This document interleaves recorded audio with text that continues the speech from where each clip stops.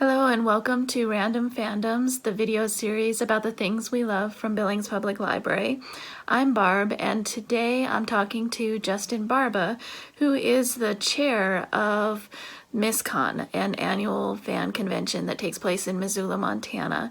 It's probably Montana's largest convention, and today we're talking about how Barba got involved and his experiences with authors such as George R. R. Martin, some tips about how to go to the con and what to expect if you've never been, and some backstage information about putting on the con.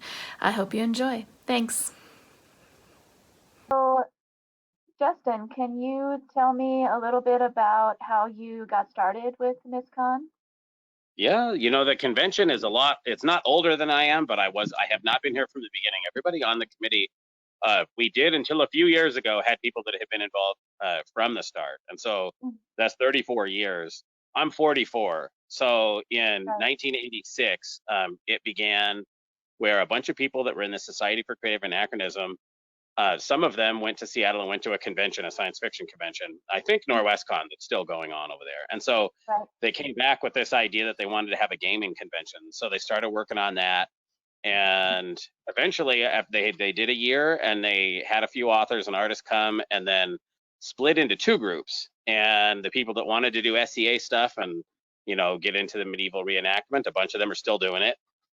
They split and had a huge rift, and then the others decided they would keep Miscon going, and so they did. So they started doing it downtown Missoula, and when I was in high school, the first one I went to was in I think 1989, 1990 as an attendee, and I think it was Miscon 6. It's funny because the numbering's wrong, and I always forget. It's been a long time, so anyway, I had various friends that were involved with it. And as I got to be an adult, I had to either go to Flathead Lake for Memorial Day weekend or sometimes, hey, you should come and play Dungeons and Dragons at Miscon. And so I would do that. And eventually a bunch of friends of mine were involved with it. And they needed somebody to take an artist, the artist guest of honor. His name was Miles Pinkney that year. I think it was Miscon 20 or 21, something like that.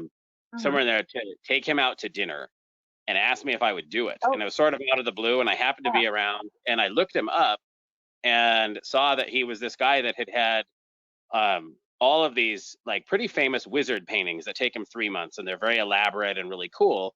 And he was here. And so there was on calendars, you get it on everything. It was all over. It's if you look at his stuff, you're like, oh, I've seen that one before. So he and I went and hung out, and I basically, from that weekend, and I'd helped out a little in the past, but ever since, I've spent every day, every Memorial Day weekend at the convention running that. And I got roped into helping out selling food stuff. So we used to have a hospitality room. You could buy hot dogs and burritos and things. So I did that. And then the writer's workshop. Then I became the vice chair. Then I was overseeing most of the convention. Then I was overseeing all the convention. Then eventually took it over. And I don't know. I've been running the thing officially, I think, for 6 years. I can't remember, but about that. Okay. And I've been doing it 15 and, and it's changed a lot in that time. Since then. Right. So, yeah, in that time, it's changed venues. I think it's gotten bigger, hasn't it? Much bigger, yeah. Yeah, attendee wise, when I first started coming, it was in the Executive Motor in downtown, about a block from its current location. And it was maybe 150 people, I would say, back then, maybe 200, but I don't know. I mean, it was pretty small. When I first started really working on it, it would be about 400 people. It might be upper 300s. There weren't that many. It was, kind of like a big family reunion. And then now our attendance is about 2,000 people. It was getting a little bigger and a little bigger. And we had about 600 or 700, 800 people. And then George R. Martin came. When we got George to come, our attendance was something like 1,600 or 1,700. And so we didn't really advertise it as much as we probably should have. But we still packed Ruby's in with 1 billion people, as many people as could hold, and had a crappy weather weekend. And it was, so ever since, also, we always have brought in really major authors and big name fantasy and science fiction authors. I really like epic fantasy. That is my thing. So if you look at our past list of authors, we've pretty much brought in almost every major big name of and they happen to be my favorite fantasy authors pretty much every single time. And so I started going to conventions and other ones, meeting them and getting them to come. And with the previous chair of the convention, and I used to do that all the time. And so anyway, we started being known as a writers convention that still has all of these other things, and then we really tried hard to keep it really diverse and have a little bit of something for everybody. And at the Mhm. core, a bunch of people come to play Magic the Gathering and Dungeons and Dragons and Pathfinder and other role playing games, and a bunch come to Yes. hang out with writers, artists, authors. But now costuming has exploded a bunch, and I Mhm. think more and more people, as fantasy and science fiction fandom has become much more mainstream all the time. uh, Even in the 15 years or so that I've been doing this, it's changed a lot. Where it's not a fringe thing now; it's pop culture. I mean, and it always was pop culture, but now everybody's a Star Wars fan. Everybody loves Lord of the Rings, Harry Mhm. Potter. I mean, you name it, it's all the biggest things. And so anyway, we try to make it not focused on any one thing. We try to keep it so that it's a little bit of something for everybody. Mhm. And for instance, so costuming has exploded. That alone has probably accounted for hundreds more people coming. But we keep Yes. bringing in cool, friendly, nice authors, artists, and that, and in that case, people coming back too. I Mhm. think. But anyway, Right. So you mentioned obviously you've had a lot of authors over the years. George R. R. Martin, of course, Jim Butcher, right? Patricia Briggs is more of a like a hometown favorite for a while Oh before she exploded, and yeah. um, Robin Hobb, one of my personal favorite authors and favorite people. We've had a ton. Every time I put on the spot, like Stephen Bruce, the CJ yeah, Cherry used to come all the time. She still does come, but it's harder for her to make it. Um, we have Brandon Sanderson was here a couple years right, ago. yeah, Um, let's see, Patrick Rothfuss. I think I said him. We've had a ton. I mean, it gets bigger. And Steven Erickson. He's one of my favorite authors. And people that really like epic fantasy, Steve's actually my favorite. oh, Uh, and so we've had everybody. We've had all of these people, and it's funny because our goal is not to just get people that have big names and big readerships. I mean, our mhm, goal is to get cool people that have big names and big readerships, right, and provide people with an opportunity to come and meet them and hang out with them, and find out about their work and what you like about it. Or like, say, we had David Gerald last year, which, I mean, his biggest claim to fame is that he invented tribbles on Star Trek. And so, you well, that's know, pretty big. That's pretty big. yeah, That's pretty cool accomplishment. exactly. And he's done a bunch of other stuff. And I am not a Trekkie, but I mean, of course I remember that episode. And so, like, like having people that have done things that where their breadth reaches back. Or I remember one of our artists that used to come a lot. He hasn't been in a few years. He's getting older, and he helped design the Starship Enterprise. Okay, And like originally, and like a bunch of people like that, where it's really cool. You don't know what kind of stuff is gonna pop out of the woodwork that they did, and right. or like, say, artists or something. We've really expanded. When I first started working on things, we didn't have very many artists that would come to the convention, and by going to other cons, we would meet them, network in the same way. And partially it's kind of like when you bring together a bunch of cool people and have them who do cool things in their normal life, and then they come and share that with fans and Mhm. just normal attendees who, in other ways, you go to a giant convention, you're not going to be able to interact with these people in the same way. You might hear them talking about stuff, but you're not going to get to go hang out with them and maybe go out to dinner with them, whatever. I mean, you don't know Right. how it's going to go here.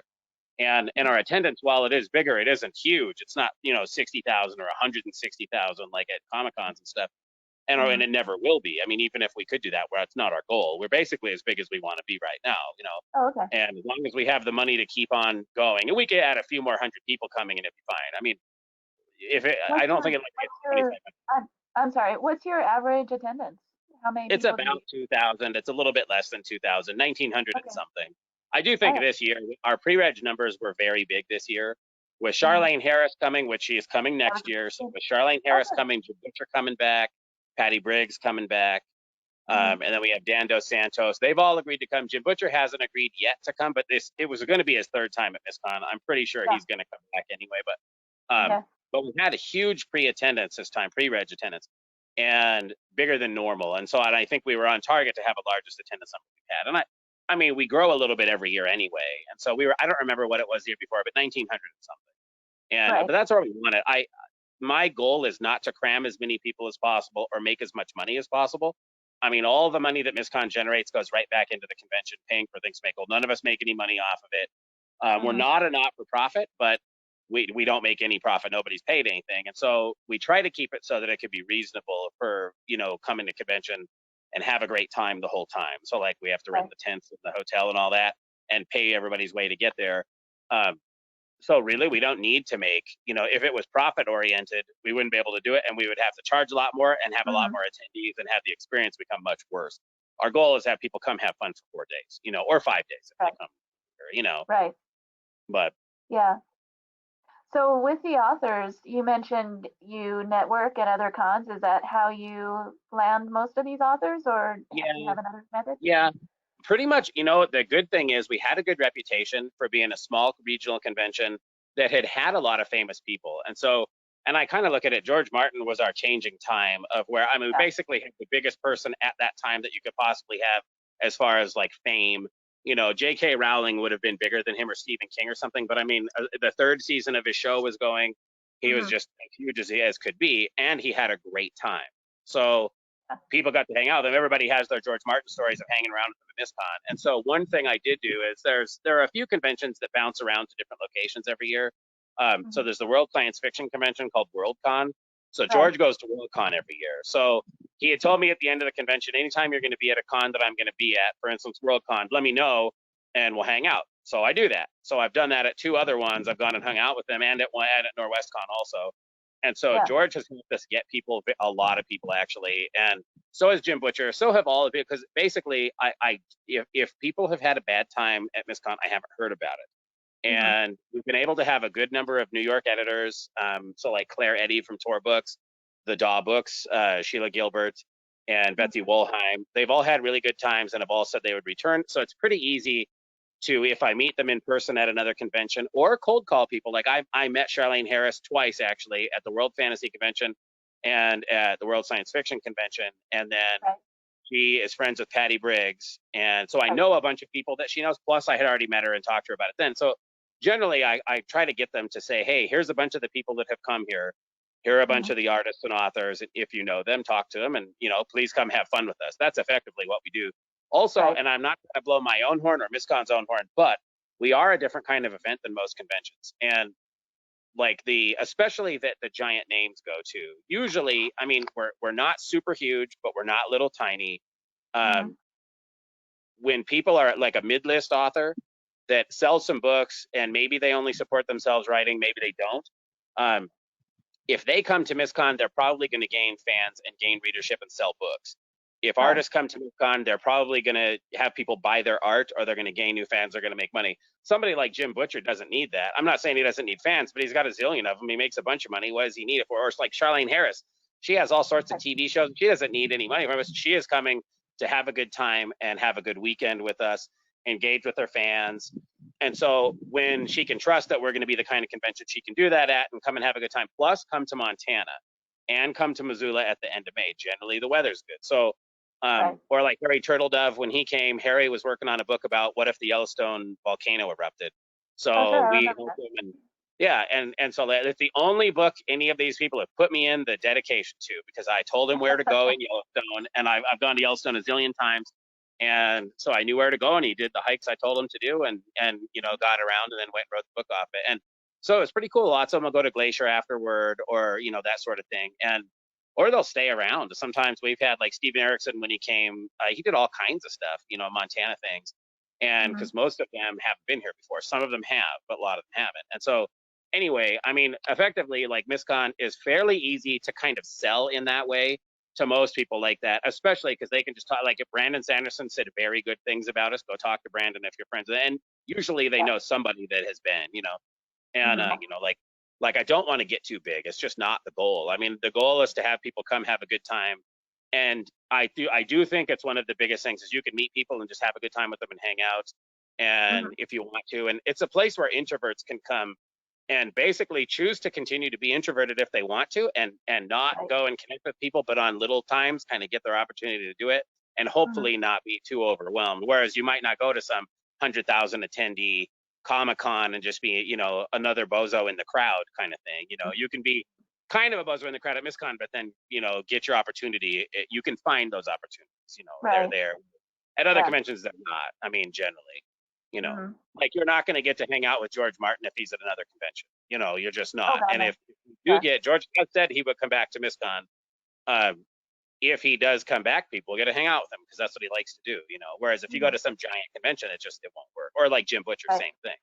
But Right. anyway, Yeah, I remember Jim Butcher saying something like, you know, come and talk to me. I didn't come to the con to right. hang out in my room by myself. I want to talk to people. So, and I thought that was really cool. So Oh yeah. how do you balance the different needs of the different sort of categories that you cover in the con? I feel So like, yeah, it's so you've got artists, you've got the cosplayers, you've got the big writing convention, you've added film series. I also run the programming. So Yeah. pretty much what I do is look at all the rooms we have and all the space we have and all the times we've got. And I keep using the backbone of the schedule from the previous year and then make some adjustments. So sometimes, like for this year, actually, the good thing from this year to next year, which we're jumping from Miscon 34 is the no convention year to 35, but keeping the same Okay. theme. And so Okay. I don't really have to change anything because we already have the tents the way we wanted to use them. Like I didn't really plan to change much from what we had done the previous year because it worked out pretty well. So what we try Right. to have a certain number of writing panels, and it's like space allocation and time allocation. And then we have each thing has a big event, like generally, like so the costume pageants. I guess we change it back to costume contests. So there's a couple events with that. It needs a bunch of time. The writing stuff, I keep it like we have so many writers who come who are involved in programming, Mm-hmm. not just the big famous ones, but people that are independent authors or newer authors or Okay. people that have been doing a ton of it that sometimes just want to come. That Mm-hmm. we could pack the entire convention all day with all of them doing stuff because we have so many who come. But like, Mm-hmm. so we have gaming panels also. We try to Right. balance that, and costuming has grown. Anime, we have more things on anime just because there's so much interest in it. Um, Mm-hmm. anyway, so I try to keep it pretty balanced. The biggest one still is the writing track, and there's a minimum amount of certain things, and also we're limited by what people want to do. So Mm-hmm. if we have professionals, if anybody says, "Hey, I'm a blacksmith and I want to come and talk about or demonstrate how to do this," pretty much every single time, unless I think they're crazy, once we vet that, we have them do it. And so most of the time, and which we have some maniacs who want to do some crazy stuff that we do not do, but anyway, if we have performers, like for instance, a couple of years ago, I had a lady call me and say, "Hey, we're a circus troupe. We do, a lot of different kind of diverse performance." This was like 3 weeks before the convention, and I think it was Mm-hmm. 3 years ago, really. And um, they wanted to come and do a bunch of stuff, and so we talked on the phone for a while. And I'm into 3D printing, and so we were something came up and something about 3D printing. It turned out that she 3D prints dinosaur bones at the University of Montana. She's in a PhD program, and that's what her actual like thing is, and all the circus things on the side. And so we haven't been able to work up to get her to come do some 3D printing stuff. But for 3 years, 2 years, not including the cancel year, they've come and set up their thing, and they do a whole bunch of performances and acts and all that. And basically, Mm-hmm. I'll try to find space outside to add something else and shoehorn it in if I think it'll fit. Okay. And because my goal is to have a bunch of creative people come together and share whatever it is that they do with like-minded people, and maybe you learn some new stuff, and or meet new people, new things. And but anyway, still the writing is pretty much the king. The gaming is pretty secondary though, and Mm-hmm. we spend a lot of money renting a bunch of extra hotel rooms and to try to make sure we have places for the gamers to play. And Okay. like after this, I'm going to run a Dungeons and Dragons game for my 9-year-old and my girlfriend. So I mean, like Yeah. I like gaming as well. That was one of the first things that drew me to the convention in the first place. But um, so we try not to make the mistake some conventions make and decide to say de-emphasize gaming or de-emphasize writing. A lot of them will decide they're very literary and take themselves Mm-hmm. too seriously, I think. And for us, it's about fun. I mean, that's basically it. It's like we want people to have fun. If someone comes along and says, "Hey, I have some HTC uh, you know, 3D units and I want to do it," where I'll find some space and let's do it. Like you want to do virtual reality, okay? So now that's morphed into my buddy Seth brings his giant VR trailer with 4 setups in it, and every year, and Yeah. people can go in and do that. And so, like, we're always trying to add new things, and so that's part of it. Actually, if anything comes out of this, if there's creative people out there who see this, who want to come do something cool at Miscon, they should let us know because I'm always trying to find something new. Right. Yeah. Well, I know every year you've got a theme that kind of builds on the previous year most of the Right, time. right. Are you telling a story with the theme, or Yeah, is it more abstract? yeah. No, I write the theme. Yeah. That's my thing. So, and initially, what's funny is they had a theme for years before I came, and the initially like they had like Miscon 21. So Bob Lovely that used to run it, he likes to Mm-hmm. plays on numbers, and so when it was Miscon 21, what did they call it? Coming of age. And I Okay. think Miscon Right. 20 is when it started coming on time. But anyway, so they have it. So it's like, oh, you're 21 years old. But they didn't really necessarily like it would influence the theme art, and that was about it. Maybe the panels, maybe not. And Mm-hmm. so Miscon 22, small caliber for 22. And if I think about it, I know what they all are. Even the ones like I've Okay. written all the text right up on them. I've done stuff, and I still forget them. Like it's out of sight, out of mind, I guess. But so anyway, so we did Miscon 23, which was Illuminati, like 23 figures into the Illuminati conspiracy Mm-hmm. stuff a bunch. And so we had a secret theme chair, which was me. Nobody knew it. And so at that point, I was the vice chair of the convention, but nobody knew that I was a secret theme chair except for Bob Lovely. So we did a whole bunch of things, had events, and did like all of this secrety stuff all over the convention. So after that, we had space time for Miscon 24, and then that was the one that started it where they all linked together. So I did a whole bunch of posters and actually painted a bunch of stuff and put them all over and made these portals all over the hotel. And Mm-hmm. that was the year we had Harry Turtledove, I think. And so anyway, I remember the author guessed based on what the theme was, like usually, like or Right. George Yeah. Martin was at Miscon 26, and now that was one of them that didn't fit with the theme. So we started doing that just because it was fun, and I started decorating the hotel, and like 25 was the silver anniversary for 25 years. So I got a bunch Okay. of mylar that was 9 feet tall by 400 feet long and taped it all over the walls in the hotel and made a bunch of super shiny silver all over the place. We did a bunch of things. Yeah. And so what we usually do then, it became like after 23 and 24 in there, I started working on the schedule also and doing programming stuff. So I was like, well, why not theme it up about that? So not every panel is about it at all, but many of them are. Right. Um, and so then it just made sense to keep it going. And so like and Mm-hmm. have them be related. And the first ones were related to the Illuminati taking things over, and it just kind of stayed, conspiracy theory Right. stuff. And Yeah. then we had our like wasteland. We had the zombie apocalypse, the resistance, then the zombie apocalypse was kind of 28, and then the Yeah. wasteland was kind of 29. Oh, we had it much too early apparently. Like we were way ahead of the game. And, Yeah. A few years ahead. Yeah.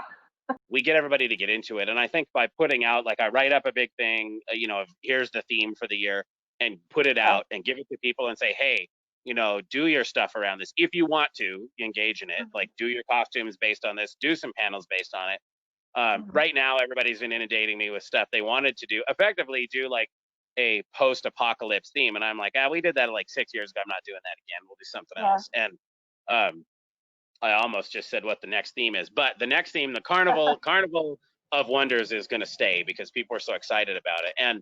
And really, so now they still, and I'm making a departure for the next one so that the story that comes with it doesn't tie into the previous ones.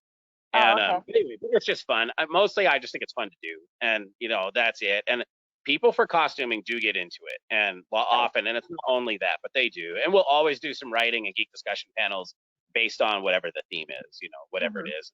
Usually, it gives Right. you some focus because, for instance, if they're going to talk about writing, there's only so much to talk about, and so sometimes having that theme can, and turned into say, how do you produce fiction related to whatever, and it might be related to death and dying and loss, and it can provoke some pretty interesting discussion. And Yeah. so it works on lots of levels, and it's pretty fun. Mm-hmm. Do you have any advice then for people who come to the cons or con tips for next year for people who might be wanting to come? Like if people that have been to conventions generally know what to do, and we do often do a Right. panel on Fridays about people who have not been to conventions before. And Mm-hmm. one of the things I would say is I think a lot of people will be hesitant about it. They don't know what to expect, and um, I certainly would be that way. I think, like you're going to get a bunch of weirdos together. I think it ties into this. I would say one of the best things about Miscon specifically is that if you're cool and friendly and nice and like easy enough to get along with and you're not causing problems, you're going to find all kinds of people that are going to have similar interests to you that you never had any idea that you were going to connect with. Mm-hmm. And I mean, you can find a community there that you fit right in with and have a great time. And I think if you Yeah. come with the expectation that that might not happen, but that it is there, if you come in with that attitude, you're going to do so much better than if you come in and like overcome fear of a bunch of people. Because that's what I see a lot of times with kind of new people. Go try new things. Pretty much nobody is going to judge you if you have never played Dungeons and Dragons before and you want to go get into Right. some D&D game. They're Right. going to want you to come play in it. Like people want to play with new people. People want to introduce whatever it is that they do to someone who hasn't been before. And Mm-hmm. I think it's a very welcoming environment for the most part. And as much as anything like that is, and it's this like era of division where everybody is dividing on different lines, it doesn't really happen there. I mean, I'm not saying it doesn't happen at all, but in general, it doesn't. So I would say you come with an open mind, hope that you want to meet some people, and just get into some things. Like go do things. Don't just go sit in your hotel room, or don't not do it. Like walk up to the artist, walk up to the author, and start talking to it. Like you just said about, the Jim Butcher said, they're there to meet people. They're there to let fans meet them. So if there's a famous author and they're doing their thing, don't harass them, but come introduce yourself. Come talk to them. Say hi. If you see them hanging out in the bar, they're there because if they're in public hanging out, they choose to do it. Go meet them and talk to them. The same thing. If you see me, people see me all the time because most of the Facebook updates are done by me. Most of the things, they see my name. And I mean, people stop me that I don't know all the time. If you have some questions, come talk to me. I'm always running around talking to people. Like my goal is to have people have fun, So I would say some of the tips, I mean, come realize that there's stuff going on all day, every day, going on until about 2 o'clock in the morning. Look at the schedule right before it because things change a lot. Anyway, I think that's the best thing we have to offer is a community where people can be involved. And I think if people would be open and kind of ready for how easy it is to just get into that, come and do it, and dress up. You don't have to dress up. People always are asking that. Do you have to wear a costume? And absolutely not. It's fun to do so, but you don't have to. Sure. I mean, there's all kinds. Everyone from the full-on furries to full, steampunk, sci-fi, fantasy. The SEAers still have a big They do. presence there, and oh yeah. Then there's the T-shirt brigade, like me. Yep, me too. I haven't cosplayed a lot, but I always have the T-shirts. Yeah, there you go. I should say, like, the reason that I focus on people being uncertain is those are usually the people that are asking questions about it if that's their first convention, because it's usually kind of like, oh man, like the idea that there's going to be gatekeepers, and there are for sure there, who don't necessarily want to let you into their little part of the world, There are those, but there are far more people who want to actually engage with you, and have a good time and find spirits. And that's probably one of the most common things I hear as what people like about Miscon. Do you say that that's really the role that the convention has for fans, is to build that sense of community? Yeah, I think so. And I think, it's funny because like I said before, like the idea that it used to be that it was really fringe to be nerdy or geeky, and, you were kind of ostracized. And I was never bullied. I was always into D&D. I was never really bullied. I never had that kind of experience. And so for me, it never felt like that. However, I mean, I run a house painting business in Missoula. I still would have sometimes customers be like, oh man, or that I don't look like you're like stereotypical geek, which no, I don't. But I spend all my time focused on geeky stuff, and so it's funny, I think, for people to come and kind of see that it's all types of people from all walks of life. It's not just a bunch of guys who live in their parents' basement. We have a lot of those, and there's nothing wrong with it. But the stereotype exists. But we have people of all types, and I don't know. I think you're going to find acceptance all over the place. But if you want to find it in that way, it's easy to just kind of be yourself. I think one of the things that we provide that, and then to be able to meet either, like creative people that or people whose work you don't know. And, sometimes it's kind of the cool thing is to meet people, like, say, wander through the art show and see my dad's stuff. My dad has gotten into everything. Like, he sells a bunch of art in the art show, metalwork that he makes. He does crazy costumes all the time. Like, he has his Iron Man suit is in the lobby. He's always got some super elaborate, crazy costumes. I mean, he's working on it all the time. He's been doing Jango Fett right now this year, but he had the Rocketeer before. God. He does Han Solo. He does, I mean, you name it. He did the Cylon from Battlestar Galactica. So he's really, like, he gets really into it. And so, I mean, you can meet him, talk to him, see the cool stuff he makes, or someone else that you never would have thought about, and learn how to do it. I mean, he does panels on how to do the things that he does. And I think that stuff's cool. I think that's great. Like whether you want to make things or you want to talk about whatever the writing is, or just hear Jim Butcher talk about Harry Dresden or something, like all of that has a lot of value. If you're an aspiring writer or you want to learn how to make money doing art, you can learn how to make money doing art there, And so anyway, or learn some skills. It's a good creative environment. Usually people come away feeling pretty energized and jazzed up to go produce their own stuff if that's what they do. And I think it's a great place for that. I mean, connectivity of the internet now, it lets you see a lot of stuff and watch a lot of videos and do all that. But to learn from some of these people directly or befriend them and then later have a connection. And you never know. We've had so many publishing deals that happen at Miscon. I was shocked before, like all sorts of like pretty big deals, because we usually have a big editor or two and a bunch of authors, and they made all kinds of stuff, like whether they met at the convention and or pitched a book there, like you just don't know. And so anyway, but so there's a lot of things like that. Or if you just want to come have fun, you can just come and beat people up with swords or play with the foam stuff or whatever, shoot a crossbow, shoot the medieval replica crossbow, stuff like that. I mean, pretty much anything.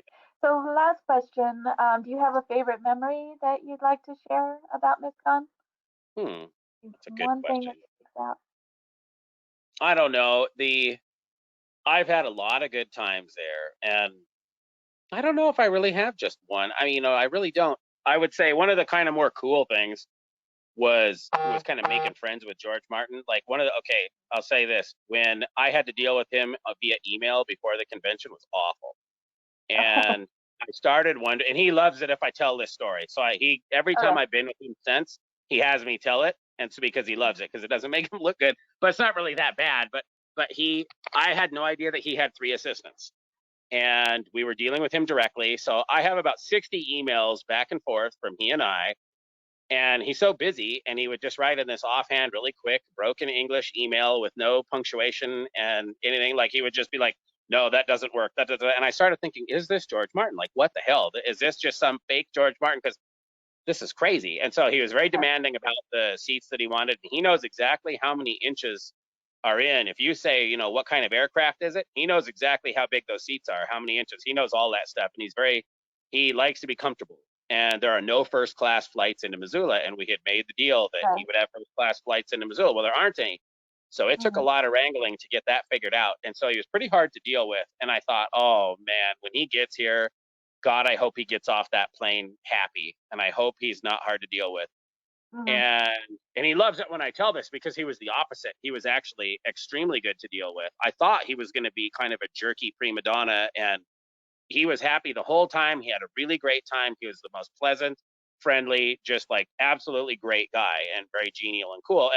And for me, getting to find out that somebody who's super rich, super famous, ultra successful, still is just a normal guy who would talk about all this stuff. I mean, pretty much everybody is, but he at that point was just absolutely cool. He was worth like $500 million, and we're driving him around town, and he's laughing with us, asking about that. We're eating stuff.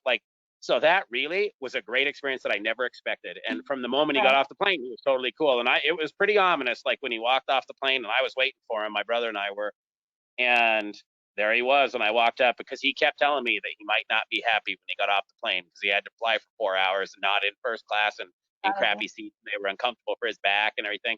Luckily it worked, and he was great. And so really, that's probably my most triumphant thing, is that he made it, for one, and that he was happy and had a great time.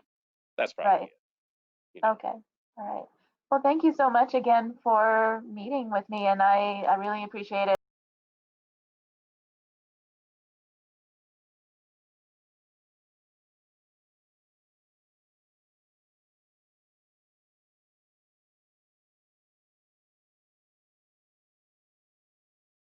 All of the background info about Miscon.